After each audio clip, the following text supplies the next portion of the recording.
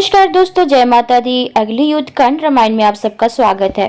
तो चलिए वीडियो शुरू करते हैं। श्री राम जी सबको पुरस्कार दे रहे थे। यह देख रही थी माता सीता। माता सीता ने हनुमान की तरफ देखा। उनकी सेवा के कारण माता सीता के मन में हनुमान जी को कुछ भेंट करने की इच्छा हुई।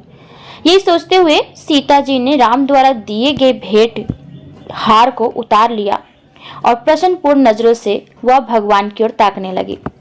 सीता के मनोभाव को समझकर श्री राम ने सीता से अनुरोध किया कि वह हनुमान को यह हार भेंट कर दे।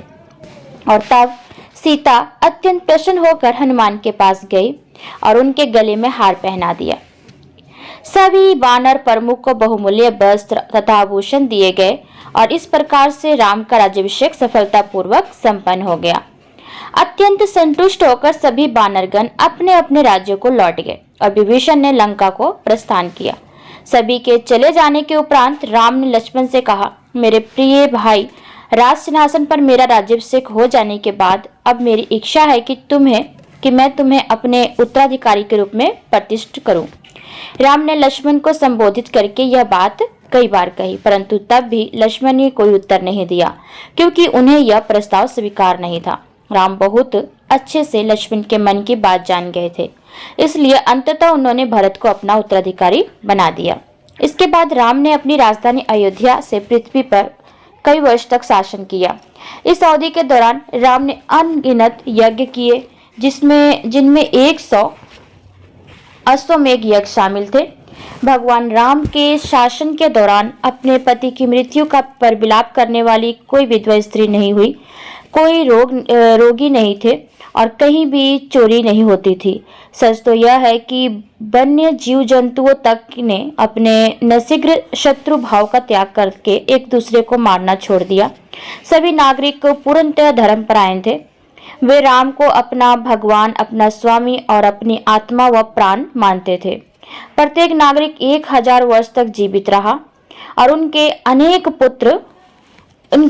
पुत्र हुए। सभी चर्चाओं का केंद्र बिंदु केवल राम ही हुआ करते थे।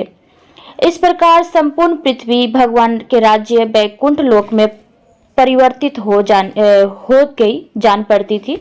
लव और कुश ने अपने वर्णन को यह कहकर समाप्त किया, जो कोई व्यक्ति रामायण के नाम से सुविज्ञ आध्यात्मिक इतिहास को प्रतिदिन सुनता है, वह सभी पापों से पूर्णतः मुक्त हो जाता है। अपनी इंद्रियों को संयमित करके पूरी आस्था के साथ इसका श्रवण करने वालों को यह पवित्र कथा शक्ति, दीर्घायु और विजय प्रदान करती है। यदि कोई स्त्री रामायण का पाठ करे तो उसे पुत्र रत्न की प्राप्ति होती है और यदि कोई राजा पढ़े तो यह विश्व विजयी होता है। यदि कोई यात्री पढ़े तो वह अपने गंतव्य स्थल तक पहुंच जाता है और यदि कोई पापी व्यक्ति रामायण का पाठ करे तो उसके पाप मिट जाते हैं। इस पवित्र कथा का बार बार पाठ करना चाहिए, क्योंकि इसे सुनने वाले व्यक्ति को न केवल भौतिक वरदान प्राप्त होते हैं, बल्कि ऐसा करने से पूर्ण पुरुषोत्तम भगवान भी प्रसन्न होते हैं। और यह एक ऐसी उपलब्धि है जो धार्मिक, आर्थिक विकास, इंद्रिय तुष्टि और निवृष मोक्ष के सीमित हितों से कहीं बढ़कर है।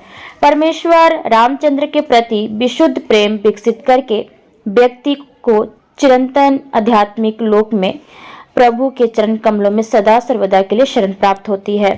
तो आई होप कि आप सबको ये वीडियो अच्छी लगी होगी। तो यहाँ से हमारा जो युद्ध कांड रामायण समाप्त होता है। तो मिलते हैं आपसे अगली वीडियो में, तब तक के लिए आज्ञा दीजिए। धन्यवाद।